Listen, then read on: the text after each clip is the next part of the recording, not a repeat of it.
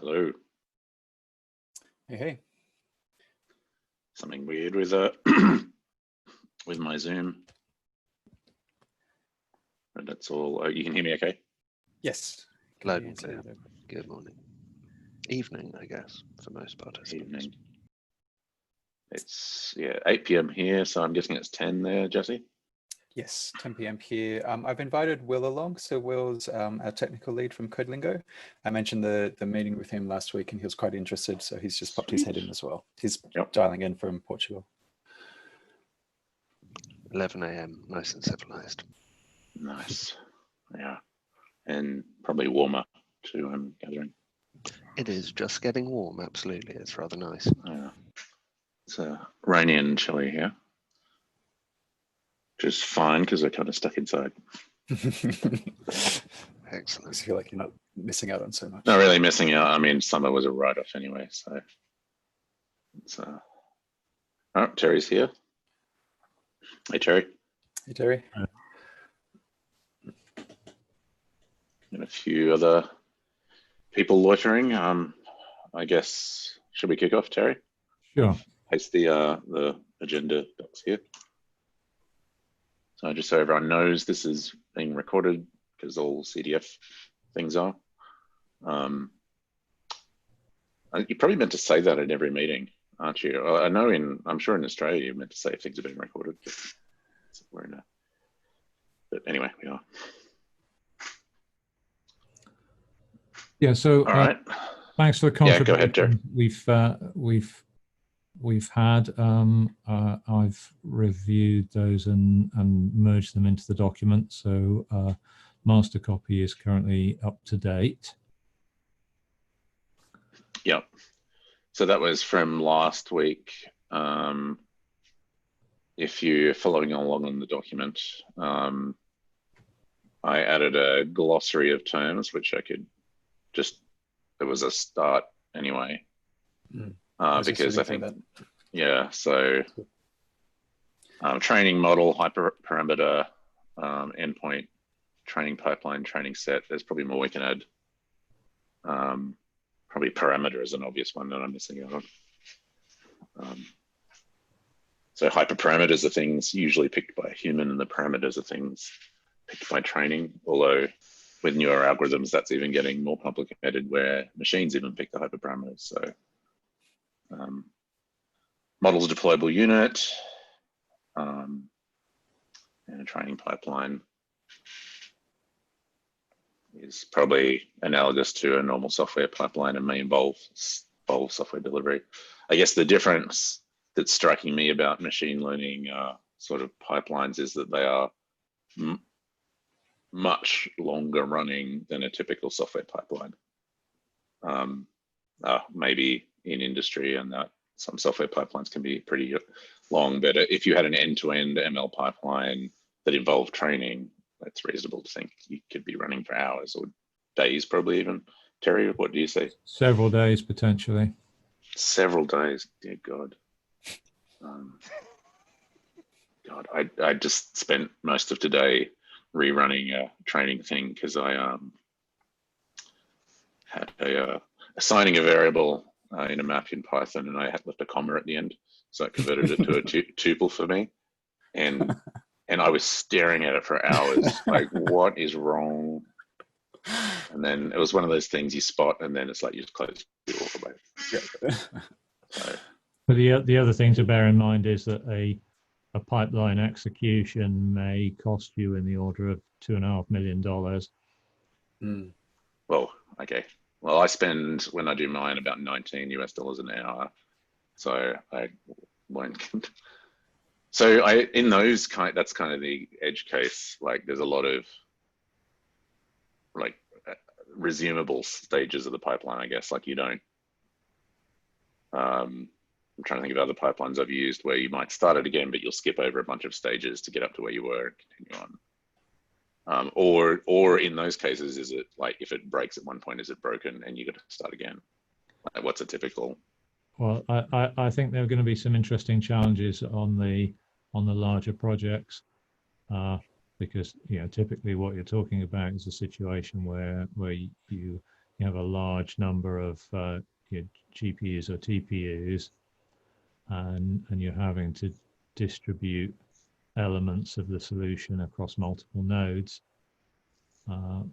So the intermediate products may not be something you can reuse easily if something goes wrong with the pipeline run.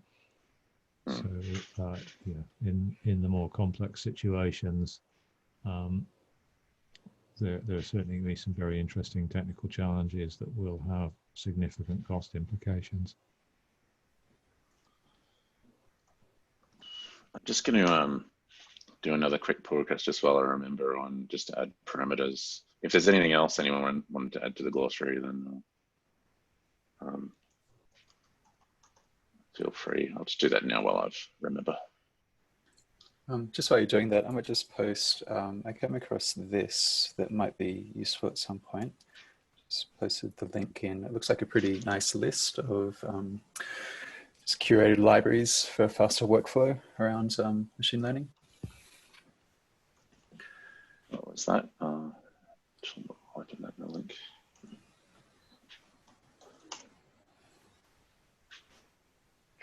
I know that it's probably a bit one level lower than the level that we're focusing on, but if at some point we're looking to, curate a set of tools to point people towards, this might be a bit of a quick start. Oh, some set of data collections and yeah, like a. I like how they've broken up into phases. Like they've got a production phase and a training phase and optimization phase, a validation exploration. phase. Yeah, so it seemed to be in line with our conversations from last week at least. So I'm not sure if it's useful or not, but I thought I'd just share it. And then they've broken it out into sort of different classes of data like natural language, audio. I don't know what Rexis is. Sounds exciting though. And then things like validation, optimization, production, they're kind of things we're familiar with. So that's actually a really good page. So this is like is this an organization's like their sort of tool set that they've? The guys just, I mean, I know as much as you do. I poked around the guy a bit. In the doc anyway. Yeah.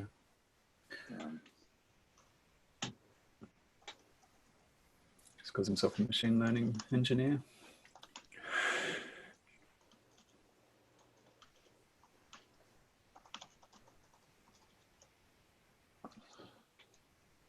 Something to keep open in the tab.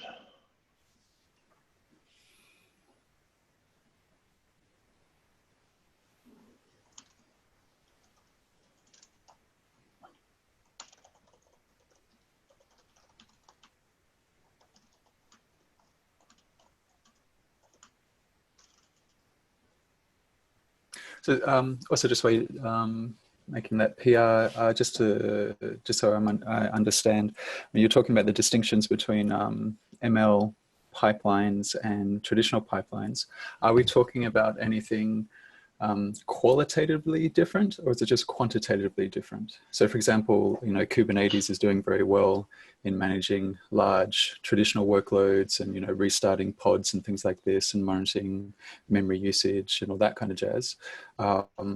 Is there anything qualitatively different in what we need to identify and manage and how we repair and get the pipeline back online with a machine learning job versus a traditional? I think Terry would have some thoughts here because he's been using Tecton, which is kind of a generic sort of pipeline thing. And I know David Aronczyk from Microsoft sort of said that they would be, there's no reason why they should be different. But to me, the thing that leaps out is more the length of time that things run for is the most problematic. Having worked with a lot of different pipelines over the years, that's the thing that would leap out, is like just the not necessarily the number of steps, because I've seen just boring software pipelines in enterprises that might have 50 steps or something. You know what it's like. Yep. But it's like, this thing might run for 3 hours, or in Terry's case, run for n days and cost a significant amount of resources. And obviously, if it's running for days, you can't just have it fail and restart. You know, if you're using something like Jenkins, you've got to have durable pipelines. You know, Tecton runs on Kubernetes, so it's fault tolerant. So I would say maybe it's more quantitatively different. Like just maybe the qualitative difference is that there's data flowing through. So a trigger for one of these pipelines could be the new, I'm working on something where the training will be updated for a given account, if you like, once a month. It's just, there's no reason for that. Maybe there's some other event, a significant change in circumstances. So there's some trigger for this pipeline that's less frequent than just upgrading some software. But in that case, there's chunks of data that have to go through the system. You know, the raw training set, the training set prepared into, you know, a flattened out, normalized format, then, you know, imported into some other tool. And, you know, what are your thoughts on that, Terry? I think this is where it gets quite interesting, because for trivial projects, there isn't much difference. But when you start to deal with significant real-world machine learning problems, when you're starting to try and deal with problems where you're trying to replace a human with, you know, similar levels of processing capability, then you start to hit some fundamental scaling challenges in the approaches that we have at the moment. So as a reference, if we look at something like autonomous vehicles, we're talking about daily training set volumes in the order of 4 petabytes of data. And to be able to actually perform the training in the first place, you may need to be using hundreds or even thousands of individual compute units to train a sufficiently detailed model. So you hit some fundamental problems in a number of areas. So typically, when you're looking at that scale of complexity, people are currently using dedicated architectures where you effectively have a whole data center which is dedicated to training one model, where you have racks and racks of physical hardware which just contains GPU units, all connected to high capacity networking switches. And your biggest problem is actually making sure that you have sufficient data distributed across the memory caches on all the GPUs to be able to actually train against. If you think about it, the GPUs only have a limited amount of RAM, so you might be working with 24 gig of RAM on a individual card, and the card may be able to process all of that data relatively quickly.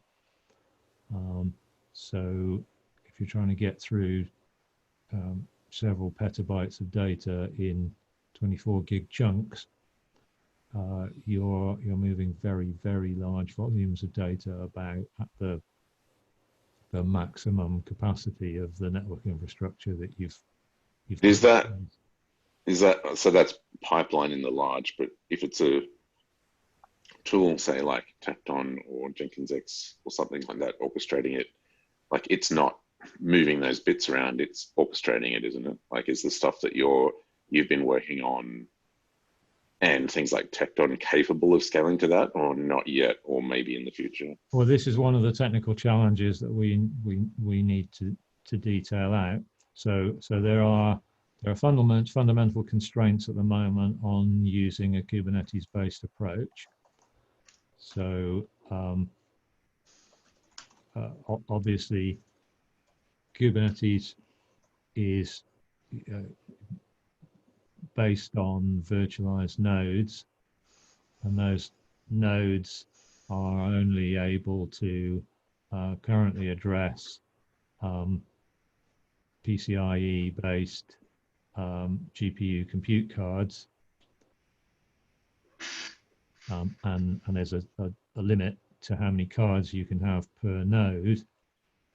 So you may be constrained to a maximum of, say, 4 or 8 GPUs per node. So a single container is only able to consume the GPU resources of a single node. So to be able to scale that, you would need to have a lot of nodes with multiple GPU cards installed, which is certainly technically possible.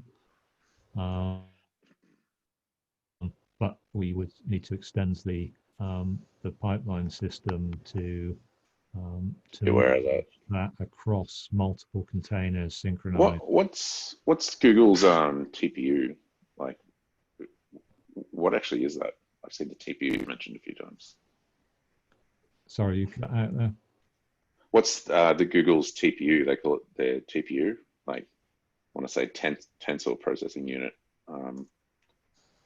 So typically they're FPGA cards. So they're effectively very similar in architecture to the GPU approach. In that you've got a card in a slot in a physical machine in a rack, and you might be able to fit 4 of those cards in one physical machine, and then there'll be limits on how many cards you can have per virtual machine within the Kubernetes node. Well, they claim it's better for dollar for TensorFlow specific workloads. That's their, like, it's a optimization that's proprietary to them, I guess. Yeah, so it's, you know, there are sweet spots for particular types of loads, but again, it's at the moment an individual card is dedicated to a small piece of processing, and if you want to tackle a bigger model, you need multiple cards. Is that a fundamental restriction with Kubernetes model, or is it just basically like from this conversation? It sounds like Kubernetes could be pretty easily extended to support a different type of TPU. I suppose I'm so the challenge actually it's about the limits of the PCIe bus. Right. Okay. So you're talking about moving data to the point at which you're saturating the PCIe bus, and therefore you're dealing with the limits of the physical hardware. Got you. So so when you look at the dedicated compute units, they're not structured like you know, a conventional server would be. They're basically a rack full of GPUs and a very high-speed network interface and a bunch of DMA hardware. So you're basically shifting data off the bus into the fast memory in the cards as fast as you can move it, and the performance of the overall system is in many cases bottlenecked by your ability to move data around. So thinking about what I've read in the main document, and talking about how it is important to be agnostic regarding the actual details of the technology we are using. And what you've just said about having pretty much a data center dedicated to training a specific model. This very much sounds as though Kubernetes is perfectly fine, but we just need to have an awareness that we're going to have a tiny little node that essentially calls out and says, data center, please do your thing. It remains a viable model for running the orchestration, but it doesn't have to, the limits of Kubernetes don't have to constrain the external tools that we might need for running big pipelines. Does that make sense? There are a number of constraints at the moment. So obviously Kubernetes is designed to run on conventional server hardware. So typically it doesn't have the data throughput that you might need to work at pace on a large model. But also you have an elastic scaling problem today, because compute hardware is allocated at a node level rather than at container level. So to actually be able to use containers to build things, you have to have nodes that have been provisioned with GPU or TPU hardware. Sorry, I'm not sure I was clear. I'm not suggesting that Kubernetes should be used to do the building. It seems very clear that Kubernetes is not going to be in a position to do that.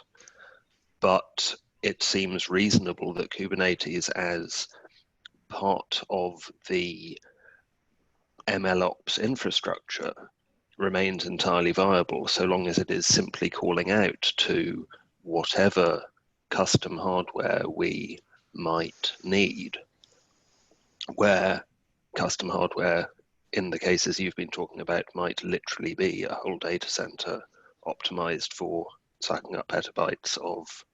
I've done similar things like this, not with Kubernetes, but with Mesos in the past, and you would configure, like when you had a piece of work to do, you would label it in such a way that it would effectively isolate that resource so no one else would use it. So I imagine it would be similar in this. It's not actually the training isn't happening inside a Docker container or a whatever post Docker thing Kubernetes uses these days, but it's just shelling out to something else to actually do the work in collecting the results or exactly directing. The container can absolutely be the interface between the colossal hardware and the pipeline that we're talking about using as a more repeatable approach to building and deploying these things. So again, this is a scaling related issue. So for the sort of machine learning experiments that a lot of organizations are dabbling with today, you can absolutely build within a Kubernetes environment just using Docker containers. And that's what Jenkins X is doing at the moment. You have some constraints in that you need to elastically scale your nodes in order to control your costs, because you'll be incurring charges for as long as GPU units are connected to an active node. So you need to take certain precautions to make sure that you're cleaning down your pipelines successfully after they've finished, and not leaving dead pipelines running around consuming resources that you're having to pay for. But there is a cap to scaling at the moment. Some of that cap could be addressed by some infrastructure level changes to Kubernetes itself to allow us to treat node resources elastically, and that may be something that we can extend Kubernetes to fit better within the ML model of the world. But yes, if as you move on to the larger problem sets, you do need to be able to transition to a different way of working, and more dedicated infrastructure. But typically that infrastructure is not available from the cloud providers.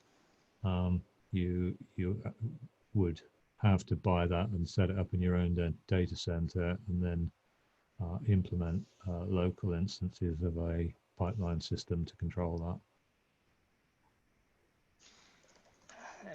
One thing here, I would like to hear your thoughts. It's I fully agree. The data thing is a scale problem when we are training models, but I believe there is also qualitative difference between ML ops and usual DevOps, which is, for me, putting into production or deploying models means things differently. When I'm talking about usual software, which is just putting the binaries, start using them. But when we are talking about models and new features, we have also to deal with the already processed data. So for example, let's think in a classical fraud detection system, and we are creating a new version of the model that classifies clients into good or bad and that kind of things. And we deploy that new model into production, but after that, that is not enough. We need to reevaluate all the existing clients with the new model to get more accurate information about which clients are on fraud and which clients are legit. And that is an extra step also with a lot of scale problems that typically I don't believe happens in usual software development. So I truly believe that is a difference between ML ops and DevOps. And I would like to hear your thoughts on this. Yeah, so there are some quite specific challenges. Working backwards, if you like, typically a model also requires some associated components, so it may need specific pre-processing for the data that it's going to infer on. So typically there will be a set of components that need to be passed from the training stage into the service that's going to implement an instance of the model. And one of the challenges in that space is that there are currently limited abstraction layers that allow you to encapsulate the model and the associated data. So one of the Linux Foundation projects, Onyx, is addressing that challenge, which is basically allowing you to have an independent mechanism by which you can specify the structure of a model and pass that from one system to another without actually having to pass serialized classes or chunks of Python. So that allows you to decouple your implementation from an explicit version set of dependencies. So that's one of the problems that Jenkins actually addresses today. How do you spell Onyx? I know you use this. Is it O-double-N? O-double-N-X. O-double-N-X, right. I'll just note that down. Thanks. So that's one of the challenges that we need to understand. One of the other big challenges is that your data sets are intrinsically linked to your training. So when you want to run a particular training, you need to specify a set of training data and a set of test data to operate from, and you want to be able to repeatably go back to that set of data.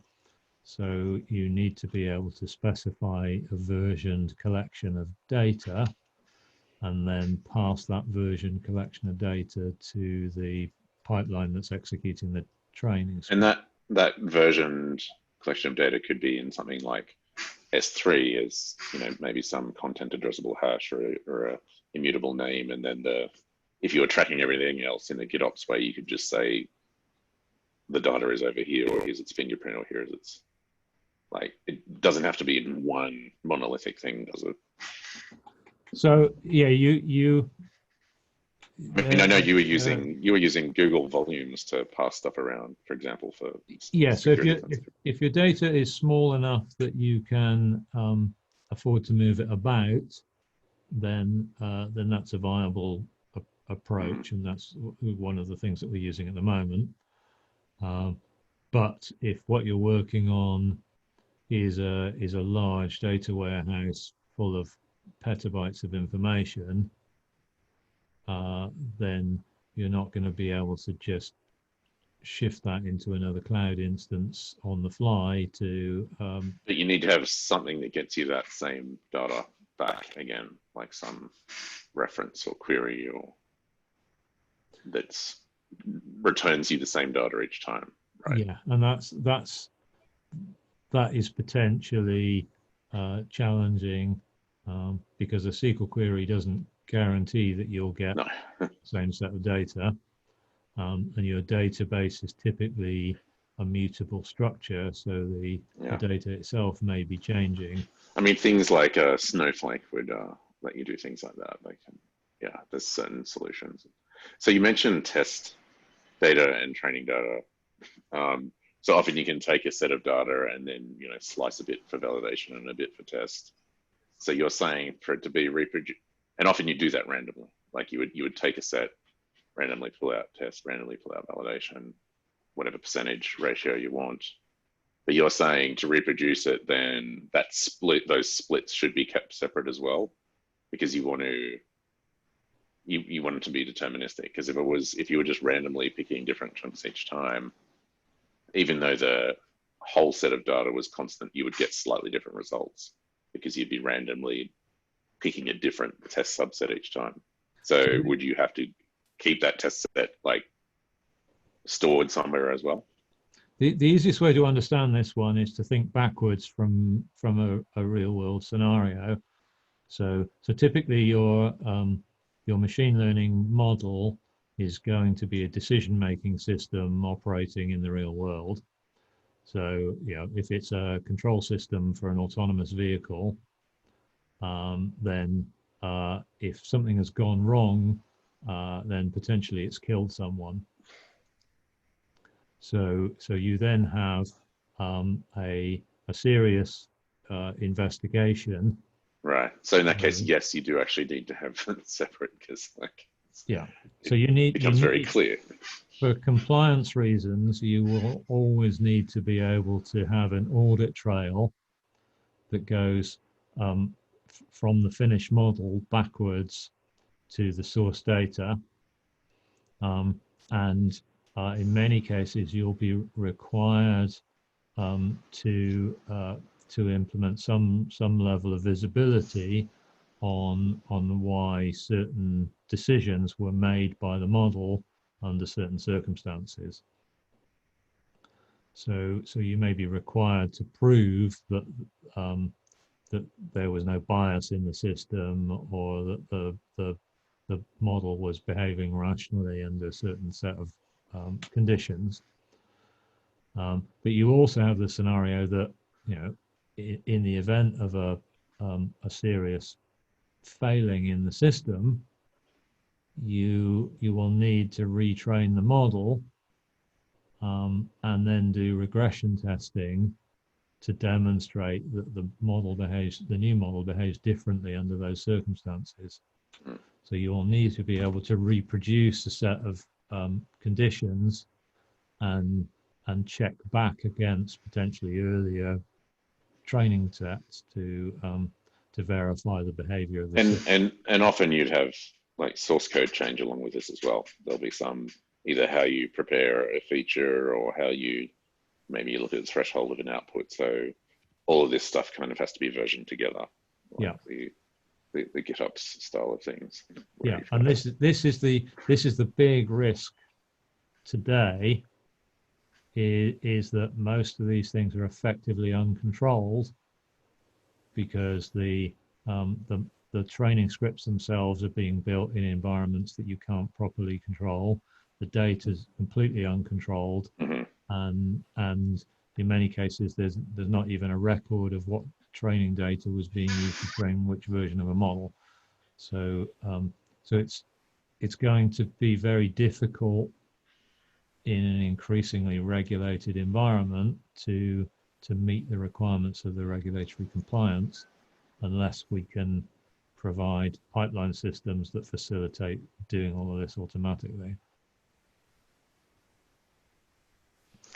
So for these compliance regulations, and we have already trained our model with our test data, our validation data, all that is needed, then we are going to, well, it has to be serialized and shipped to production, to deployment. Do you expect, probably Onyx solves part of that, but I guess part of the serialization process is also reapplying those small test data fragments we had to make sure that is once deserialized, is working as expected. Is that I am understanding properly, or I'm saying just some stupid thing? Sorry, I'm finding it very hard to follow you. You're very quiet. Oh, sorry. So imagine we have already trained a model. We have used some added artifacts, mostly test data, validation data, things like that. And the training has ended. We are happy with that. We are shipping everything into a unit, serializing that, sending to production. And then we serialize the model and we deploy it where it has to be deployed. Should we need to run some checks, some of the already run testing done on training to make sure that the new environment is going to behave exactly as the testing one? Or is that, what are your thoughts on that side? So to me, sorry, Jeff. Yeah, so I would expect that you would do some degree of testing to that level. Although it depends, you know, if you're using a CI/CD environment that guarantees your environments are matching, then that's less of a concern. But what you need to consider is that certain types of model are actually changing over time whilst they're in operation. So they are actually subject to degradation under certain circumstances. And you can have scenarios such as catastrophic forgetting, where the model will cease to operate in the way it did when you originally trained it. So yeah, there are scenarios where you actually need to continuously monitor your models on an hourly or daily basis to ensure that they're still behaving in the way you expect them to. But typically, you're looking at scenarios where you're deploying updated versions of models into an application over a period of time. And what you need to be able to do is regression test the application to demonstrate that your changes have improved things and not broken things in unexpected ways. To me, that's where things are fairly familiar. It's like, imagine you had some third party library you were using that's updated once a week, once a month with some new feature for checking for credit card fraud or something, or credit card numbers. And it's nothing to do with machine learning or anything. Then, even though you're taking this binary, you trust its provenance, there's all that sort of stuff, you would still have your own kind of in situ tests or regression tests or integration tests, whatever you want to call it, acceptance tests. So at this point, it's, the model that's being deployed is an artifact like anything else. Like, it's not really special in that regard. It might be infinitely more complex in how it can misbehave. So yeah, there's more need to test it and continuously monitor it. But, in the simple case, it sort of degrades to, it's just a piece of software that you're putting out there. It just wasn't written by a human. That's the difference, I guess, to me. That's my intuition anyway. Yeah, so there was, it depends on the type of model. So if you're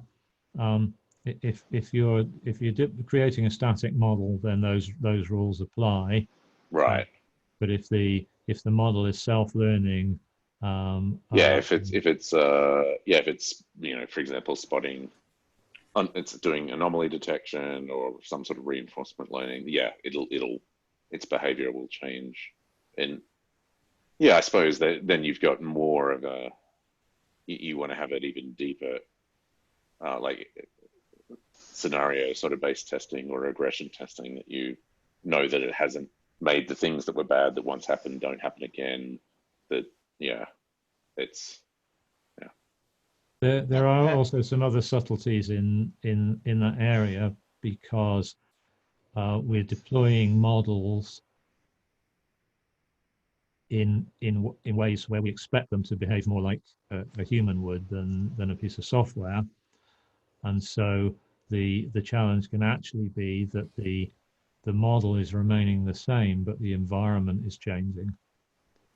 So a good example of that is that we currently have a bunch of models that are failing because they were trained pre-coronavirus, and now the whole behavior of the world has changed, and the models are no longer predicting accurately because the environment changed underneath them. I mean, that's if you'd written a bunch of code and handcrafted decision trees or used a rule system, you could come across the same thing. It's just a human, like any sort of or heuristics, or like your assumptions change, and I guess but what you're saying is you're more likely to encounter this stuff with sophisticated models. They're more sensitive to their environment, maybe. Yeah, well, this is the challenge, is where if you're explicitly coding something, you know what your assumptions are, and therefore you know when they've changed. But when you're training a model, you don't actually know what features it's detecting. You just know that it's giving you a result that you were expecting from the data that you're measuring on the output side. So you don't actually know explicitly what is influencing the decision that the model is making. A classic example of that is there were models trained to recognize lung cancer from X-rays, and they had very, very high success rates until they worked out that the training data they were using typically included a ruler in the image for positive diagnosis, because somebody had been measuring the size of the tumor. Yeah, so it learned that, if there's a ruler, this is this person's cooked. Yeah, like they're the ultimate cheat, aren't they? Yeah. And so there are lots of models out there that are actually behaving correctly, but because they've detected a different feature to the one you expected. Yeah, you're getting leakage. I think feature leakage they call that. And I've seen some. I've been reading about some.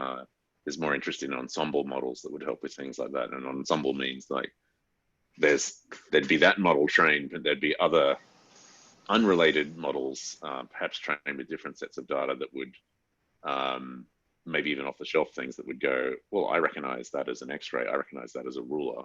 And that itself becomes a feature that feeds into something else. So yeah, I think the state of the art's moving there because yeah, there's lots of amusing examples like that.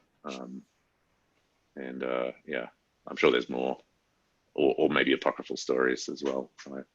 So one piece of feedback from last week that someone put in the document, I'll paste the link, was Google's take on MLOps for those that are interested. I had a bit of a flick through of it. It seemed to line up with some of the things we've been talking about. The main thing I thought of interest was the diagram near the top that shows, how much work there is around data collection and feature engineering and monitoring and serving, and the actual machine learning code's a tiny little square in the middle. I thought that's a really nice diagram, and I show it to everyone. So for what it's worth, that's Google's take on things, and they classify things from level 0 through to 0 is like basically manual clicky notebooks to, I think, 2 being the using CI/CD pipeline automation, which is, so they have sort of three levels of maturity, I guess. So I thought that was an interesting thing to note. Another thing, a minor thing, Terry, was there was a ticket on the Jenkins X testing. I just wanted to ask, like, for doing like acceptance tests of the ML quick starts, that would result in a web app running, right? Like there'd be a web app that does a decision. Like if you start a given ML quick start, you end up with one app running with two pipelines. Is that right? So you start 2 pipelines. Or one pipeline is running the training, and so it doesn't result in a container image. But what it does do is it updates the code base for the second app and re-triggers the via Git. So yeah. It does a Git and that triggers it, and then you end up, okay, that's cool. I just promised someone I'd ask that. And there was a issue someone opened that I was going to include in the document, which was a bunch of interesting links to articles. I thought we could have a section in the roadmap or the README of just interesting resources. I thought that was interesting. And something else that was asked by, I think, Tracy from the CDF is like if we thought about doing some more or some blogging on ML specifically for the CDF, like that has a rapidly growing audience of users, sort of introducing the SIG and the concepts. So that's something to think about. I might have a think about that at some point, because there's plenty of good content already on the roadmap to sort of trump it out there. That might bring some more interest in. I thought. Yeah, we need to get the word out. And I've got part of the presentation that I was planning to do on the conference circuit this year, so I can finish that off, and we can use that as well. So I was going to I usually put a little bit of time aside at the start of the week. The start of the week for me is typically quiet. I know Jesse knows what this is like when you work with people in the US. Monday is a glorious day of peace.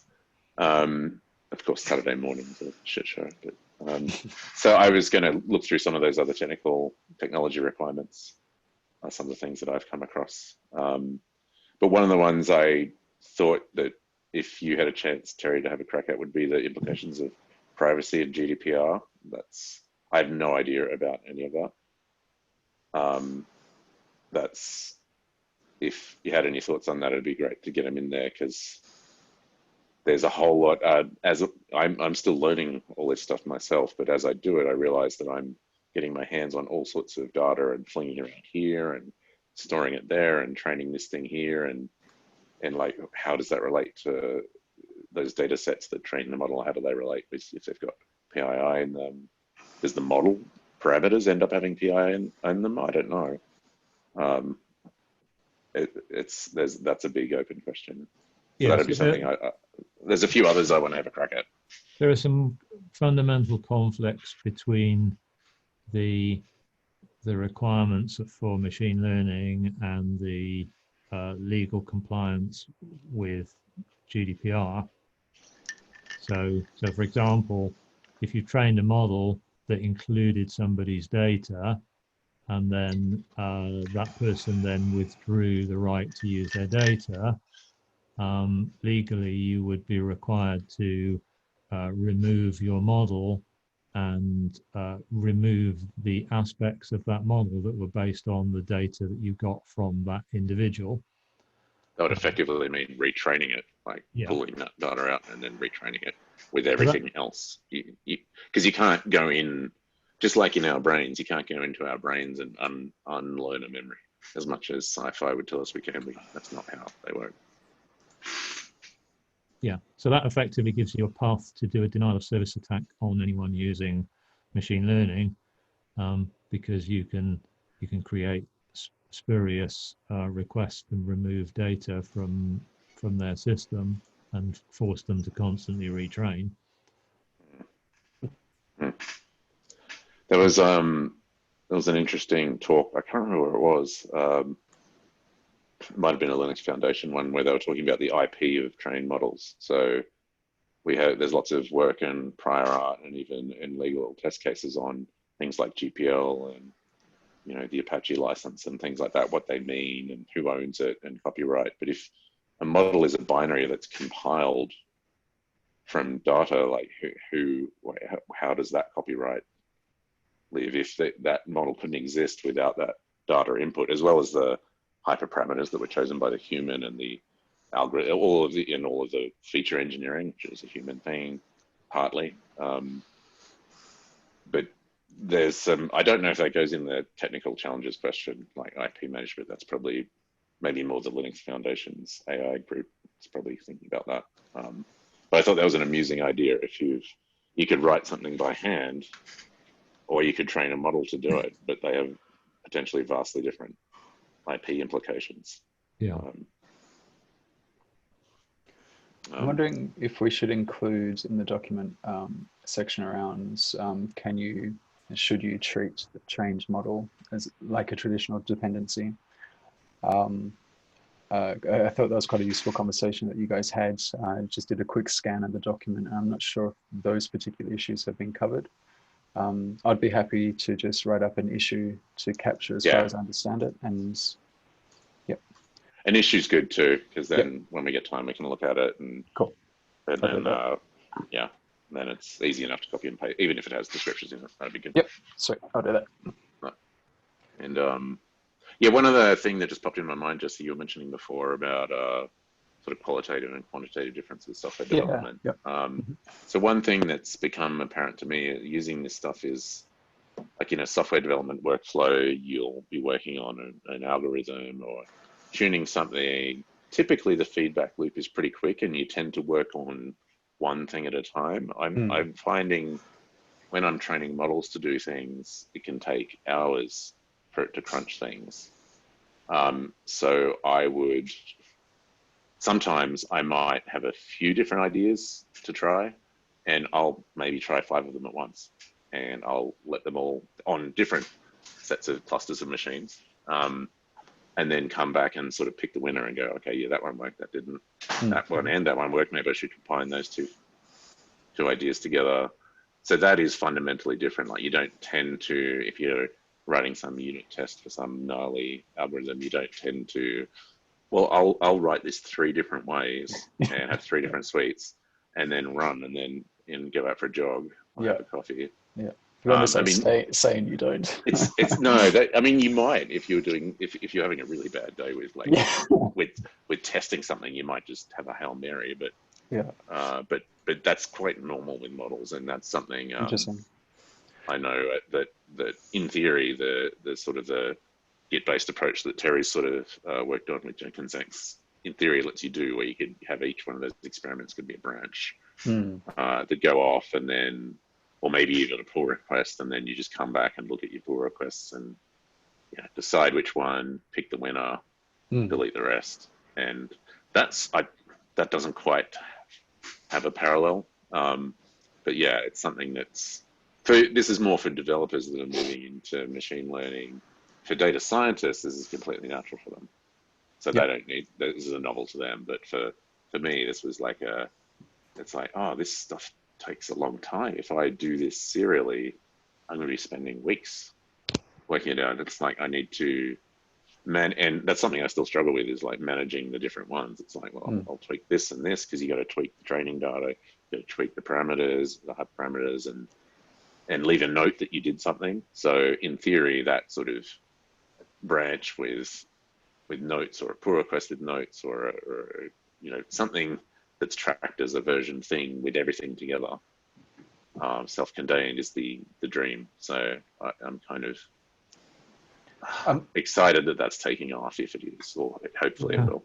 So the vision in that space is to not just facilitate you being able to run parallel experiments with different feature sets, but also to actually enable you to create evolutionary systems where you can have your models compete against each other and influence their own parameters. So you basically spawn a set of clusters that will evolve a solution out of a particular problem. Yes. So when we're talking about a managed pipeline for the training of these models, and we talk about these evolutionary techniques, for example, that's a really interesting problem, because I'm thinking about the scenario that it takes a week to train this model, and you're 3 hours out from the end of the week and the system crashes. And you go, okay, do we have to start this whole thing all over again? Or is there some kind of break point that we can identify through that process? Is there some, and I think that's what, and it seems like that's what we're trying to inject. We're trying to inject linear processes, or at least a linear overlay onto a fundamentally non-linear process, to enable to kind of retroactively build up the state of the world at a particular point, to avoid building that state of the world from the raw data again. And then from that point, hopefully we can just maybe do the last day's worth of training rather than the last 4 days. Is that a thing? Like, or is that seems like something like TensorFlow would do? Like, it would have some sort of a journal or something of, it's. Do you have any like fundamental worries about that, Terry? Do you think there's something fundamentally going on under the hood that would make that hard to achieve? A lot of it depends on the type of model that you're constructing, because in many cases this is akin to operating in chaotic systems, where initial conditions can have a huge effect on the final outcome. So if what you're doing is hill climbing, then the point at which you start is actually going to influence your final outcome drastically. So you may get stuck in a local maxima that's different to the result you'll get if you started at a slightly different point. So there are many situations in the fundamental modeling where you, depending on how you approach the problem, you may not actually have a repeatable solution. So in many cases, you can run the same training with the same training set and not get the same result. Well, it's fascinating and infuriating. Yeah, I've gotten used to. Sorry, like, this about? I look at sorry. Yeah, go ahead.